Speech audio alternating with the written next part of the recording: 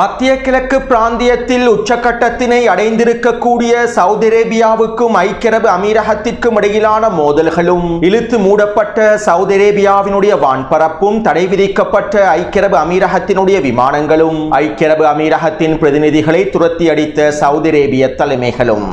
Saudi அரேபியாவுக்கும் ஐக்கிய அரபு அமீரகத்திற்கும் இடையிலான மோதல் ஏன் நடைபெறுகின்றது? ஜியோனிச தலைவர்களுக்கு எதிராக திரும்புவதற்காகத்தான் சவுதி அரேபியா ஐக்கிய அரபு அமீரகத்திற்கு எதிரான நடவடிக்கைகளை மேற்கொண்டு வருகின்றதா? யமன் மண்ணிலிருந்து சவுதி அரேபியாவை நாங்கள் அடித்து துரத்துவோம் என அறிவித்த யமன் ஹவுதிகளுடைய தலைவர்களும், யமனினுடைய வரலாற்று எதிரியாக அடையாளப்படுத்தப்பட்டிருக்கக்கூடிய சவுதி அரேபியாவும், முகமது அல் புகாத்தி அவர்களுடைய கருத்துக்களும். சோமாலியாவுக்குள் ஐக்கிய அரபு அமீரகத்திற்கு எதிராக சவுதி அரேபியா களமிறங்கப் போகின்றதா? சோமாலிலாண்டுக்கு எதிராகவும் பண்ட்லாண்டுக்கு எதிராகவும் சவுதி அரேபியா தரைவழி தாக்குதல்களை ஆரம்பிக்கப் போகின்றதா? வெனிசுவேலாவுக்கு அடுத்தபடியாக கிரீன்லாந்தையும் கியூபாவையும் கைப்பற்றுவதற்கான வேலை திட்டங்களை மேற்கொண்டு வரக்கூடிய டொனால்ட் ட்ரம்பும், டொனால்ட் ட்ரம்பை திசை திருப்புவதற்காக ஈரானுக்கு எதிரான தாக்குதல் திட்டங்களை முன்வைக்கப் போகும் அமெரிக்க ஜெனரல்களும்.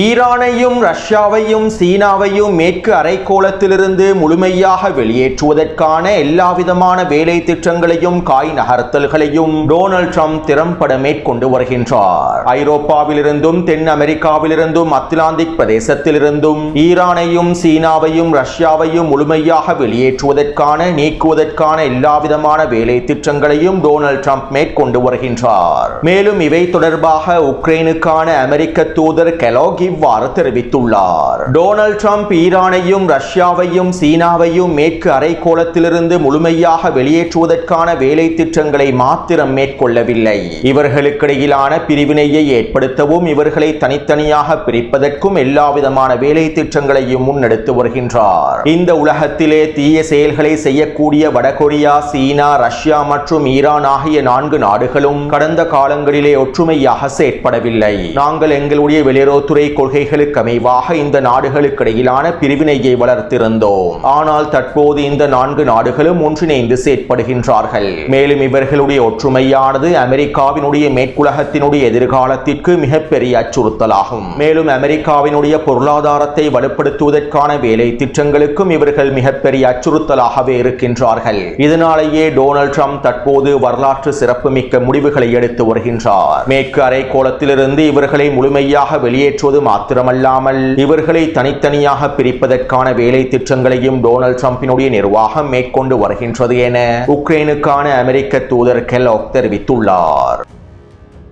அடுத்து வெனிசுவேலாவிலே இருக்கக்கூடிய எண்ணெய் வளங்களை கொள்ளையடிப்பதற்கான எல்லாவிதமான வேலை திட்டங்களையும் டொனால்ட் ட்ரம்ப் மேற்கொண்டு வருகின்றார். வெனிசுவேலாவுக்குள்ளே நேரடியாக களமிறங்கி எண்ணெய் தளங்களை கைப்பற்றுவதற்கான திட்டங்களையும் டொனால்ட் ட்ரம்ப் வகுத்துள்ளார். மேலும் கடந்த 3 நாட்களுக்கு முன்பு வெனிசுவேலாவுக்குள்ளே அமெரிக்காவினுடைய அதிகாரிகள் களமிறங்கியுள்ளார்கள். 2019 ஆண்டுகளுக்கு பின்பு வெனிசுவேலாவிலே அமெரிக்காவினுடைய தூதரகம் முழுமையாக இழுத்து மூடப்பட்டது. மேலும் தற்போது வெனிசுவேலாவிலே இருக்கக்கூடிய அமெரிக்க தூதரகத்தினை பார்வையிடுவதற்காகவும் அமெரிக்க தூதரகத்தை மீண்டும் செயற்படுத்துவதற்காகவுமே அமெரிக்க அதிகாரிகள் இவ்வாறு வெனிசுவேலாவுக்குள்ளே களமிறங்கி இருப்பதாக தெரிவிக்கப்படுகின்றது.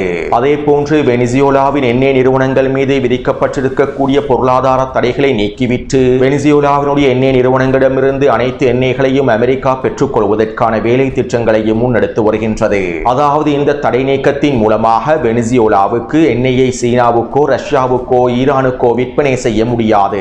ஆனால் இந்த எண்ணெய்களை அமெரிக்காவுக்கு விற்பனை செய்ய முடியும். மேலும் அமெரிக்காவின் மூலமாகவே சீனாவுக்கும் ரஷ்யாவுக்கும் தேவையான எண்ணெய்கள் வழங்கப்படும். இதன் மூலமாக கிடைக்கக்கூடிய அனைத்து லாபங்களையும் அமெரிக்காவே பெற்றுக்கொள்ளும். இதற்காகவே தற்போது டொனால்ட் ட்ரம்ப் எல்லாவிதமான வேலை திட்டங்களையும் மேற்கொண்டு வருகின்றார். அதே நேரம் வெனிசுவேலாவினுடைய இடைக்கால ஜனாதிபதி டெல்சி ரொட்ரிகஸும் அமெரிக்காவினுடைய நிபந்தனைகளை இன்னும் முழுமையாக ஏற்றுக்கொள்ளவில்லை. இதனால் வெனிசுவேலாவுக்கு எதிரான அடுத்த கட்ட தாக்குதல்களை ஆரம்பிப்பதற்கான வாய்ப்புகளும் அதிகமாகவே இருக்கின்றன. இருப்பினும் இப்படியான நிலைமையிலேயே அமெரிக்காவினுடைய காங்கிரஸ் சபையில் வெனிசுவேலா தொடர்பான தீர்மானம் ஒன்று நிறைவேற்றப்பட்டுள்ளது. அதாவது இதற்கு பிறகு காங்கிரசினுடைய அனுமதியை பெற்றுக் கொள்ளாமல் டொனால்ட் ட்ரம்பினால் வெனிசுவேலா மீதான எந்தவிதமான இராணுவ நடவடிக்கைகளையும் மேற்கொள்ள முடியாது என்கின்ற தீர்மானம் அமெரிக்காவினுடைய காங்கிரஸ் சபையிலே நிறைவேற்றப்பட்டுள்ளது. எனவே இவ்வாறு காங்கிரஸ் சபையில் தீர்மானம் நிறைவேற்றப்பட்டிருப்பதனால் இதற்கு பிறகு அமெரிக்க காங்கிரசினுடைய அனுமதியை பெற்றுக் கொள்ளாமல் டொனால்ட் ட்ரம்பினால் தன்னிச்சையாக வெனிசுவேலாவுக்குள்ளே இராணுவ நடவடிக்கைகளையோ தாக்குதல்களையோ மேற்கொள்ள முடியாது. அத்தோடு வெனிசுவேலாவுக்கு அடுத்தபடியாக டொனால்ட் ட்ரம்ப் கிரீன்லாந்தையும் கியூபாவையும் குறிவைத்துள்ளார். மேற்கு அரைக்கோளத்திலிருந்து ரஷ்யாவையும் சீனாவையும் ஈரானையும் முழுமையாக வெளியேற்றும் திட்டத்திற்கமைவாகவே கிரீன்லாந்தையும் கியூபாவையும் குறிவைத்துள்ளார். மேலும் கிரீன்லாந்தினுடைய அதிகாரிகள் அமெரிக்காவோடு ஒப்பந்தங்களை மேற்கொள்ள வேண்டும், இல்லாவிட்டால் நாங்கள் இராணுவ நடவடிக்கைகளை மேற்கொண்டு கிரீன்லாந்திலே காய் நகர்த்தல்களை மேற்கொண்டு ஒட்டுமொத்த கிரீன்லாந்தையும் எங்களுடைய கட்டுப்பாட்டுக்கு கீழால் கொண்டு வந்து விடுவோம் என டொனால்ட் ட்ரம்ப் மிரட்டல்களையும் வெளியிட்டுள்ளார். அதே நேரம் டொனால்ட் ட்ரம்ப் கிரீன்லாந்தை கைப்பற்றுவதற்கு முன்பு கிரீன்லாந்தை பாதுகாப்பதற்கான வேலை திட்டங்களையும் ஐரோப்பிய நாடுகள் மேற்கொண்டு வருகின்றன. இதற்கமைவாக பிரித்தானியாவும் பிரான்சும் கிரீன்லாந்திலே நேட்டோ படைகளை குவிக்கப் போவதாகவும் துருப்புக்களை குவிக்கப் போவதாகவும் தெரிவிக்கப்படுகின்றது. மேலும் கிரீன்லாந்தினுடைய பாதுகாப்பை வலுப்படுத்துவதற்காக ஜெர்மனி ஐரோப்பிய ஒன்றியத்தில் புதிய முன்மொழிவு ஒன்றை முன்வைக்கப் போவதாகவும் தெரிவிக்கப்படுகின்றது. அத்தோடு ஐரோப்பிய ஒன்றியத்தின் பாதுகாப்பு ஆணையாளர் இவ்வாறு தெரிவித்துள்ளார். டொனால்ட் ட்ரம்ப் வலுக்கட்டாயமாக கிரீன்லாந்தை கைப்பற்றிக் கொண்டால் அது நேட்டோவினுடைய முடிவாகவே இருக்கும். மேலும் இது அமெரிக்காவுக்கும் ஐரோப்பாவுக்கும் இடையிலான முருகல் நிலைகளையும் அதிகரித்துவிடும் என அவர் தெரிவித்துள்ளார். அத்தோடு கிரீன்லாந்தை கைப்பற்றுவதற்கு பல தடைகள் சவால்கள் இருந்தாலும் இறுதியில் டொனால்ட் ட்ரம்ப் கிரீன்லாந்தை முழுமையாக கைப்பற்றிக் கொள்வார் என அதிகளவான அமெரிக்க ஆய்வாளர்களும் கருத்துக்களை வெளியிட்டுள்ளார்கள். ஏனென்றால் டொனால்ட் ட்ரம்ப் உக்ரைனை பயன்படுத்திய கிரீன்லாந்தை கைப்பற்றிக் கொள்ளப் போகின்றார். அதாவது உக்ரைனை பயன்படுத்திய கிரீன்லாந்தை கைப்பற்றுவதற்கான வியாபாரத்தை மேற்கொள்ளப் போகின்றார். அமெரிக்கா உக்ரைனுக்கு தேவையான முழுமையான ஆதரவை தொடர்ச்சியாக வழங்குவதற்கும் ரஷ்யாவுக்கு எதிராக உக்ரைனை வலுப்படுத்துவதற்கும் எல்லாவிதமான உதவி உக்ரைனுக்கு தொடர்ச்சியாக வழங்குவதற்கும் ஈடாக ஐரோப்பிய ஒன்றியமும் நேட்டோவும் கிரீன்லாந்தை அமெரிக்காவிடம் விற்றுக் கொடுத்து விட வேண்டும். இவ்வாறு நேட்டோ கிரீன்லாந்தை அமெரிக்காவுக்கு விற்றுக் கொடுத்தால் அமெரிக்கா உக்ரைனுக்கு தேவையான முழுமையான ஆதரவுகளை தொடர்ச்சியாக வழங்கும். ரஷ்யாவுக்கு எதிரான அனைத்து திட்டங்களையும் வலுப்படுத்துவதற்கான வேலை திட்டங்களையும் அமெரிக்கா முழுமையாக மேற்கொள்ளும் என டொனால்ட் ட்ரம்ப் உக்ரைனை பயன்படுத்தி கிரீன்லாந்தை கைப்பற்றுவதற்கான வியாபாரத்தையும் முடிக்கப் போகின்றார். தற்போது டொனால்ட் ட்ரம்புக்கும் நேட்டோவுக்கும் இடையில் மறைமுகமாக இந்த வியாபார பேச்சுவார்த்தைகளை நடைபெற்று வருகின்றன.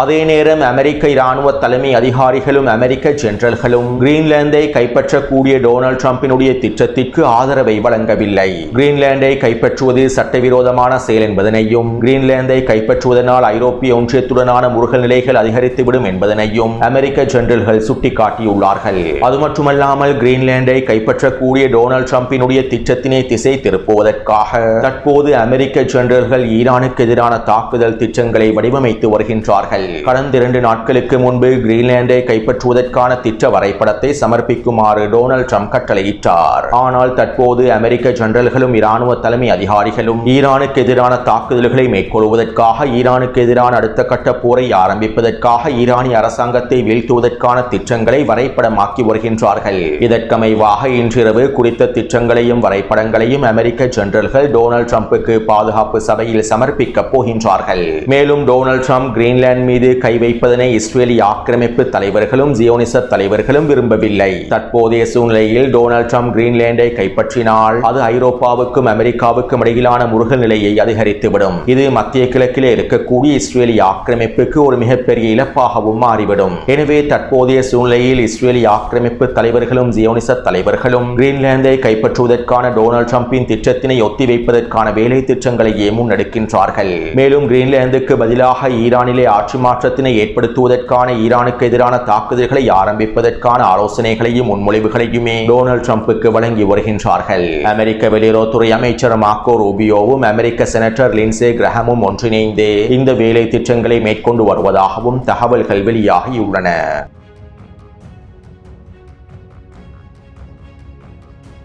யெமனின் களத்தில் பல சம்பவங்கள், பல திருப்பு முனைகள் நடைபெற்றுள்ளன.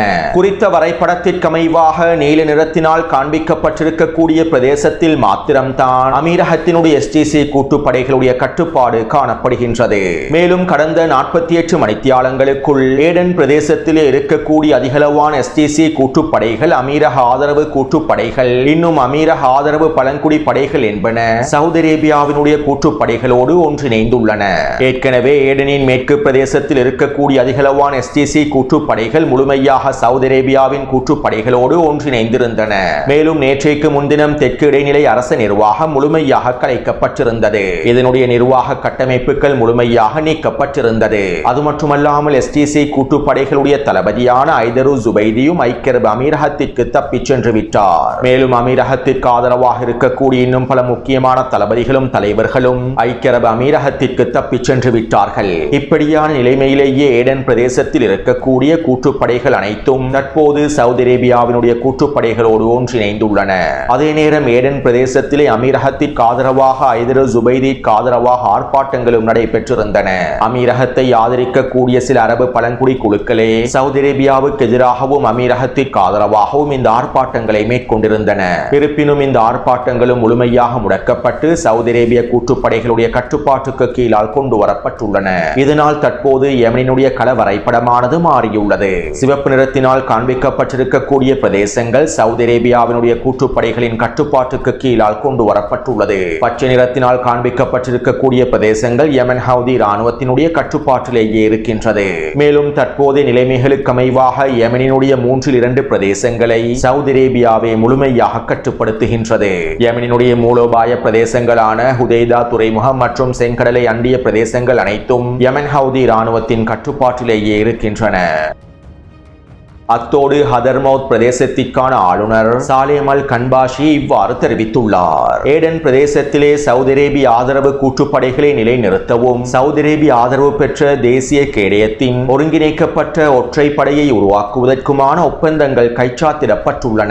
இதற்கமைவாக ஏடன் பிரதேசத்திலும் யெமனினுடைய தெற்கு பிரதேசத்திலும் இருக்கக்கூடிய STC கூட்டுப்படைகள் சவுதி அரேபிய ஆதரவு பெற்ற கேடய படைகளோடு ஒன்றிணைந்து ஒருங்கிணைந்த ஒற்றை கூட்டுப்படையாக மாறுவார்கள். மேலும் இவை தொடர்பான அடுத்த கட்ட பேச்சுவார்த்தைகள் ரியாதிலே வருகின்ற வாரங்களில் நடைபெறும் என்றும் ஹதர்மவுத்துக்கான ஆளுநர் தெரிவித்துள்ளார். அதாவது யெமனின் தெற்கு பிரதேசத்திலே அமீரகத்திற்கு ஆதரவாக இருந்த STC கூட்டுப்படைகள் அனைத்தும் சவுதி அரேபியாவின் கூட்டுப்படைகளோடு ஒன்றிணைந்திருப்பதனால் இவர்கள் அனைவரையும் ஒன்றிணைத்து சவுதி அரேபிய ஆதரவு பெற்ற ஒரு தனியான ஒற்றை கூட்டுப்படையை உருவாக்குவதற்கான வேலை திட்டங்களையே ஆரம்பித்துள்ளார்கள். மேலும் அனைத்து பிரதேசங்களையும் ஒன்றிணைத்து ஒரு தனியான அரச நிர்வாகத்தை உருவாக்குவதற்கான வேலை திட்டங்களையும் சவுதி அரேபியா மேற்கொள்ளப் போகின்றது. அத்தோடு யெமன் ஹவுதிகளுக்கு எதிரான தரைவழி தாக்குதல்களை ஆரம்பிப்பது தொடர்பாகவும் ரியாதிலே அவசர மாநாடுகள் நடைபெறப் போகின்றன. தற்போது அமீரகத்தினுடைய கூட்டுப்படைகளும் சவுதி அரேபியாவுடைய கூட்டுப்படைகளோடு ஒன்றிணைந்திருப்பதனால் அனைவரும் ஒன்றிணைந்து யெமன் ஹவுதிகளுக்கு எதிராக தரைவழி தாக்குதலை ஆரம்பிப்பதற்கான வேலை திட்டங்களையும் பேச்சுவார்த்தைகளையும் மேற்கொண்டு வருகின்றார்கள். மேலும் நேற்று மாலை சவுதி அரேபியாவினுடைய படைகள் யெமனினுடைய வடக்கு எல்லை பிரதேசமான சதா எல்லை பிரதேசத்திலே நிலை கொண்டிருக்கக்கூடிய யெமன் ஹவுதிகளுக்கு எதிரான பீரங்கி தாக்குதல்களையும் மேற்கொண்டுள்ளன. மேலும் இந்த தாக்குதலுக்கு பதிலடி வழங்கும் முகமாக யெமன் ஹவுதி இராணுவத்தினரும் உச்ச பீரங்கி தாக்குதல்களையும் மோட்டார் குண்டு தாக்குதல்களையும் மேற்கொண்டுள்ளார்கள். அடுத்து அடிமைகளான சவுதி அரேபியாவுக்கும் ஐக்கிய அரபு அமீரகத்திற்கும் இடையிலான முருகல் நிலைகள் உச்சக்கட்டத்தினை அடைந்திருப்பதாகவும் மத்திய கிழக்கு பிராந்தியத்திலே சவுதி அரேபியாவுக்கும் ஐக்கிய அரபு அமீரகத்திற்கும் இடையில் மிகப்பெரிய விரிவான மோதல்கள் ஏற்பட்டிருப்பதாகவும் மத்திய கிழக்கு ஆய்வாளர்கள் தொடர்ச்சியான கருத்துக்களை வெளியிட்டு வருகின்றார்கள். அதாவது யெமனின் களத்திலே ஐக்கிய அரபு அமீரகம் சவுதி அரேபியாவுக்கு எதிராக நடந்து கொண்டதை தொடர்ந்தே சவுதி அரேபியாவுக்கும் ஐக்கிய அரபு அமீரகத்திற்கும் இடையிலான மோதல்கள் விரிவடைந்திருப்பதாகவும் இதனால் பேச்சுவார்த்தைகளை மேற்கொள்வதற்கு இராஜதந்திர தொடர்புகளை அதிகப்படுத்துவதற்காக சவுதி அரேபியாவுக்குள்ளே களமிறங்கிய ஐக்கிய அரபு அமீரகத்தினுடைய பிரதிநிதிகளையும் சவுதி அரேபிய தலைமைகள் துரத்தி விட்டதாகவும் இவர்களோடு நாங்கள் பேச்சுவார்த்தைகளை மேற்கொள்ள தேவையில்லை என அறிவித்திருப்பதாகவும் தகவல்கள் வெளியாகியுள்ளன. அது மட்டுமல்லாமல் சவுதி அரேபியாவினுடைய வான்பரப்பிலே ஐக்கிய அரபு அமீரகத்தினுடைய இராணுவ விமானங்கள் பயணிக்க கூடாது என சவுதி அரேபியா தடைகளையும் விதித்துள்ளது. மேலும் இதற்கமைவாக தற்போது சவுதி அரேபியாவினுடைய வான்பரப்பை ஐக்கிய அரபு அமீரகம் பயன்படுத்துவதில்லை. ஐக்கிய அரபு அமீரகத்தினுடைய அனைத்து இராணுவ விமானங்களும் மிக முக்கியமான விமானங்களும் ஓமான் வழியாகவே பயணிக்கின்றன. குறித்த வரைபடத்தின் மூலமாக இதனை உங்களுக்கு தெளிவாக அவதானிக்கலாம். ஐக்கிய அரபு அமீரகத்தினுடைய இராணுவ சரக்கு விமானங்கள் மற்றும் இன்னும் மிக முக்கியமான பிரதிநிதிகளுடைய விமானங்களும் ஓமான் வழியாகவே ஆப்பிரிக்காவை நோக்கி பயணிக்கின்றன. செங்கடல் பிரதேசம் வழியாகவும் சவுதி அரேபியாவினுடைய வான்பரப்பு வழியாகவும் ஐக்கிய அரபு அமீரகத்தினுடைய விமானங்கள் தற்போது முழுமையாக நிறுத்தப்பட்டுள்ளன. அத்தோடு சோமாலியாவினுடைய ஜனாதிபதியும் ஐக்கிய அரபு அமீரகத்திற்கு எதிரான தடைகளை பிறப்பித்துள்ளார். ஐக்கிய அரபு அமீரகம் இதற்கு பிறகு சோமாலியாவினுடைய வான்பரப்பை பயன்படுத்தக்கூடாது. ஐக்கிய அரபு அமீரகத்துடனான உறவுகளை நாங்கள் முழுமையாக முறித்துக் கொள்கின்றோம். சோமாலியாவுக்குள்ளே ஐக்கிய அரபு அமீரகத்தின் எந்த பிரதிநிதிகளும் நுழையக்கூடாது என சோமாலியாவினுடைய ஜனாதிபதி ஐக்கிய அரபு அமீரகத்திற்கு எதிரான தடை உத்தரவுகளை பிறப்பித்துள்ளார். அதாவது சோமாலியாவுக்குள்ளே இருக்கக்கூடிய பிரிவினைவாதிகளுக்கு தேவையான எல்லாவிதமான உதவிகளையும் ஐக்கிய அரபு அமீரகமே வழங்கி வருகின்றது. குறித்த வரைபடத்தில் உங்களுக்கு சோமாலியாவானது பிரிவினைவாதிகளினால் 2 பிரதேசங்களாக பிரிக்கப்பட்டிருப்பதனை அவதானிக்கலாம். அதாவது சோமாலியாவானது பிரிவினைவாதிகளினால் சோமாலிலாந்து என்கின்ற பிரதேசமாகவும் பண்ட்லாண்ட் என்கின்ற பிரதேசமாகவும் பிரிந்துள்ளது. மேலும் சோமாலிலாந்துக்கு தேவையான அனைத்து விதமான உதவிகளையும் பண்ட்லாண்டுக்கு தேவையான அனைத்து விதமான உதவிகளையும் ஐக்கிய அரபு அமீரகமே வழங்குகின்றது.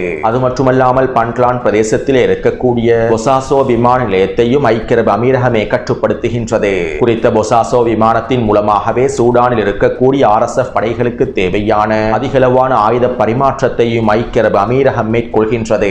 மேலும் சோமாலிலாந்து பிரதேசத்திலும் ஐக்கிய அரபு அமீரகம் இராணுவ கட்டளை தளங்களையும் அமைத்துள்ளது. மேலும் இதனோடு சேர்த்து இஸ்ரேலிய ஆக்கிரமிப்பும் சோமாலிலாந்து பிரதேசத்திலே இராணுவ கட்டளை தளங்களை அமைத்துள்ளது. அது மட்டுமல்லாமல் சோமாலிலாந்து பிரதேசத்தினை ஐக்கிய அரபு அமீரகமும் இஸ்ரேலிய ஆக்கிரமிப்பும் அங்கீகரித்து விட்டன.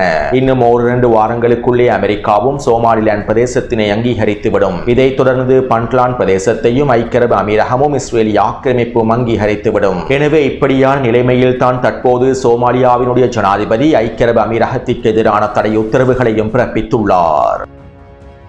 அத்தோடு சோமாலியாவினுடைய ஜனாதிபதி வெளியிட்டிருக்கக்கூடிய இந்த தடை உத்தரவுகள் ஐக்கிய அரபு அமீரகத்திற்கு சவாலானதாகும். இருப்பினும் பண்ட்லாண்ட் பிரதேசத்திலே இருக்கக்கூடிய பிரிவினைவாத தலைவர்கள் ஐக்கிய அரபு அமீரகத்திற்கு முழுமையான ஆதரவை வழங்குவதாக அறிவித்துள்ளார்கள். பண்ட்லாண்டினுடைய வான்பரப்பை பயன்படுத்துவதில் எந்தவிதமான பிரச்சனையும் இல்லை என பண்ட்லாண்டினுடைய பிரிவினைவாத தலைவர்கள் தெரிவித்துள்ளார்கள்.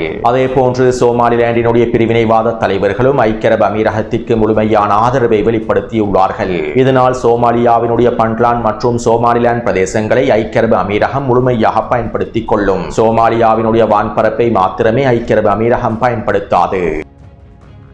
இப்படியான நிலைமையில் சோமாலியாவினுடைய பாதுகாப்பு அமைச்சர் சவுதி அரேபியாவிடம் கோரிக்கைகளை முன்வைத்துள்ளார். யெமனின் களத்திலே எவ்வாறு அமீரகத்தினுடைய கூலிப்படைகளுக்கு எதிராக சவுதி அரேபியா தாக்குதல்களை மேற்கொண்டதோ, யெமனுக்குள் களமிறங்கி சவுதி அரேபியா எவ்வாறான வேலை திட்டங்களை மேற்கொண்டதோ, அதே போன்று சவுதி அரேபியா சோமாலியாவுக்குள்ளும் முழுமையாக களமிறங்க வேண்டும். சோமாலிலாந்துக்கு எதிராகவும் பண்ட்லாண்டுக்கு எதிராகவும் சவுதி அரேபியா இராணுவ நடவடிக்கைகளை மேற்கொள்ள வேண்டும். இதற்கான முழுமையான ஆதரவையும் நாங்கள் வழங்குகின்றோம். சோமாலியாவுக்குள்ளே சவுதி அரேபியாவினுடைய இராணுவம் களமிறங்குவதற்கான எல்லாவிதமான உத்தரவுகளையும் வழங்குவதற்கு நாங்கள் தயாராகவே இருக்கின்றோம் என சோமாலியாவினுடைய பாதுகாப்பு அமைச்சர் தெரிவித்துள்ளார். இருப்பினும் இதற்கான எந்தவிதமான பதில்களையும் சவுதி அரேபியாவினுடைய தலைமைகள் வழங்கவில்லை. ஏனென்றால் சவுதி அரேபியாவினுடைய நெருங்கிய நண்பர்களான அமெரிக்காவும் இஸ்ரேலிய ஆக்கிரமிப்புமே சோமாலிலாந்தில் இருக்கின்றார்கள். தன்னுடைய முதலாளிக்கு எதிராக செயற்படுவதற்கு சவுதி அரேபியா விரும்பவில்லை. இதனாலேயே சோமாலிய பாதுகாப்பு அமைச்சருடைய கோரிக்கைகளுக்கு சவுதி அரேபியா எந்தவிதமான பதில்களையும் தெரிவிக்கவில்லை. அத்தோடு அடிமைகளான சவுதி அரேபியாவுக்கும் ஐக்கிய அரபு அமீரகத்திற்கும் ஏன் இவ்வாறு மோதல்கள் விரிவடைந்துள்ளது, முருகல் நிலைகள் அதிகரித்துள்ளது, இதற்கான காரணங்கள் என்ன என்பது தொடர்பாக நாங்கள் தெளிவாக புரிந்திருக்க வேண்டும். அதாவது மத்திய கிழக்கிலே அமெரிக்காவினுடைய நெருங்கிய நண்பனாக, ஜியோனிச தலைவர்களுடைய நெருங்கிய நண்பனாக, இஸ்ரேலிய ஆக்கிரமிப்பின் நெருங்கிய நண்பனாக சவுதி அரேபியா தான் இருக்க வேண்டும் என்பதனையே சவுதி அரேபியா விரும்புகின்றது. 2030 ஆண்டுக்கான பல வேலை திட்டங்களையும் பொருளாதார நடவடிக்கைகளையும் சவுதி அரேபியா மும்முரமாக மேற்கொண்டு வருகின்றது. மேலும் சவுதி அரேபியாவிலே முதலீடுகள் அதிகரிக்க வேண்டுமாக இருந்தால் அமெரிக்க தலைவர்களுக்கும் ஜியோனிச தலைவர்களுக்கும் சவுதி அரேபியாவே நெருங்கிய நண்பராக இருக்க வேண்டும். மேலும் ஐக்கிய அரபு அமீரகம் ஆப்ரஹாம் உடன்படிக்கையில் இணைந்து கொண்டிருப்பதனால் அமெரிக்காவில் இருக்கக்கூடிய மிகப்பெரிய ஜியோனிச தலைவர்களுடைய நிறுவனங்கள் அதிகளவான முதலீடுகளை ஐக்கிய அரபு அமீரகத்திலேயே மேற்கொள்கின்றார்கள். எனவே இந்த நிலைமைகள் மாறி ஐக்கிய அரபு அமீரகத்தினுடைய ஆதிக்கம் குறைந்து அமெரிக்காவில் இருக்கக்கூடிய ஜியோனிச தலைவர்கள் அனைவரும் சவுதி அரேபியா இந்தியாவிலேயே முதலீடு செய்ய வேண்டும். நேரடியாகவும் தெளிவாகவும் குறிப்பிடுவதாக இருந்தால் மத்திய கிழக்கு பிராந்தியத்திலே இருக்கக்கூடிய அமெரிக்காவினுடைய இஸ்ரேலிய ஆக்கிரமிப்பினுடைய ஜியோனிசத்தினுடைய அடிமைகளில் ஒரு சிறந்த அடிமையாக, முன்னுரிமை வழங்கப்பட வேண்டிய அடிமையாக, தலைமை அடிமையாக சவுதி அரேபியா தான் இருக்க வேண்டும் என சவுதி அரேபிய அடிமை தலைமைகள் விரும்புகின்றார்கள். அடிமைகளுக்கெல்லாம் தலைமை அடிமையாக இருக்க வேண்டும் என்பதனையே சவுதி அரேபியா விரும்புகின்றது. இதனாலேயே தற்போது சவுதி அரேபிய அடிமைகளுக்கும் ஐக்கிய அரபு அமீரக அடிமைகளுக்கும் இடையில் மோதல்கள் வெடித்துள்ளன. இந்த அடிமைகளுக்கு இடையிலான மோதலில் வெற்றி பெறுபவரே மத்திய கிழக்கிற்கான தலைமை அடிமை என்கின்ற மிகப்பெரிய கௌரவத்தையும் பெற்றுக் கொள்வார். எனவே இந்த அடிமைகளுக்கு இடையிலான மோதல்களை நாங்கள் தெளிவாக புரிந்து கொள்ள வேண்டும். சவுதி அரேபியா மத்திய கிழக்கு பிராந்தியத்தில் ஐக்கிய அரபு அமீரகத்திற்கு எதிராக மோதல்களை விரிவுபடுத்தி இருப்பது ஜியோனிசத்திற்கு எதிராகவோ அமெரிக்காவுக்கு எதிராகவோ ஜியோனிச தலைவர்களுக்கு எதிராகவோ மோதல்களை விரிவுபடுத்துவதற்காகவல்ல. மத்திய கிழக்கு பிராந்தியத்திலே ஜியோனிசத்திற்கு எதிராக செயற்படுவதற்காக ஐக்கிய அரபு அமீரகத்தை சவுதி அரேபியா பகைத்துக் கொள்ளவில்லை. மேலும் ஜியோனிச தலைவர்களுக்கு எதிராக சவுதி அரேபியா ஒரு பொழுதும் எந்த விதமான நடவடிக்கைகளையும் மேற்கொள்ளாது. ஏனென்றால் சவுதி அரேபியாவினுடைய தலைவர்கள் ஜியோனிச முஸ்லிம்களாகவே இருக்கின்றார்கள். ஐக்கிய அரபு அமீரகத்தினுடைய தலைவர்களும் ஜியோனிச முஸ்லிம்களாகவே இருக்கின்றார்கள். மேலும் இந்த அடிமை ஜியோனிச முஸ்லிம்களில் யார் சிறந்த ஜியோனிச அடிமை முஸ்லிம் என்பதனை நிரூபிப்பதற்காகவே தற்போதைய மோதல்கள் நடைபெற்று வருகின்றன. அத்தோடு இவை தொடர்பாக யமன் அன்சாருல்லாவினுடைய அரசியல் பணியக உறுப்பினர் முகமது அல் புகாத்தி அவர்கள் இவ்வாறு தெரிவித்துள்ளார். யமன் மக்களுடைய வரலாற்று எதிரியாக சவுதி அரேபியாவே காணப்படுகின்றது. மேலாதிக்கத்தை நோக்கமாக கொண்டிருக்கக்கூடிய ஐக்கிய அரபு அமீரகத்தை விட சவுதி அரேபியாவினுடைய கொள்கைகளே, ஜியோனிசத்திற்கு ஆதரவான சவுதி அரேபியாவினுடைய கொள்கைகளே யமனுக்கு மிகவும் ஆபத்தானதாகும். ஏனென்றால் சவுதி அரேபியா மத போர்வையில் ஜியோனிச ஆக்கிரமிப்பின் திட்டங்களுக்கு முழுமையான ஆதரவை வெளிப்படுத்துகின்றது. இதனால் நாங்கள் யமன் மண்ணிலிருந்து சவுதி அரேபியாவை முழுமையாக விரட்டி அடிப்போம். ஜியோனிச திட்டங்களை நடைமுறைப்படுத்தக்கூடிய சவுதி அரேபியாவினுடைய கொள்கைகளை யமன் மண்ணிலிருந்து முழுமையாக வெளியேற்றுவதற்கே நாங்கள் தயாராக இருக்கின்றோம். மேலும் நிச்சயமாக சவுதி அரேபியாவினுடைய ஜியோனிச திட்டங்கள் யமன் மக்களிடத்திலே செல்லுபடியாகாது என யமன் அன்சாருல்லாவினுடைய அரசியல் பணியக உறுப்பினர் முகமது அல் புகாத்தி அவர்கள் தெரிவித்துள்ளார். எனவே இந்த காணொளி தொடர்பான கருத்துக்களை பதிவிடுங்கள். தொடர்ந்தும் என்னுடன் இணைந்திருங்கள். நன்றி, வணக்கம்.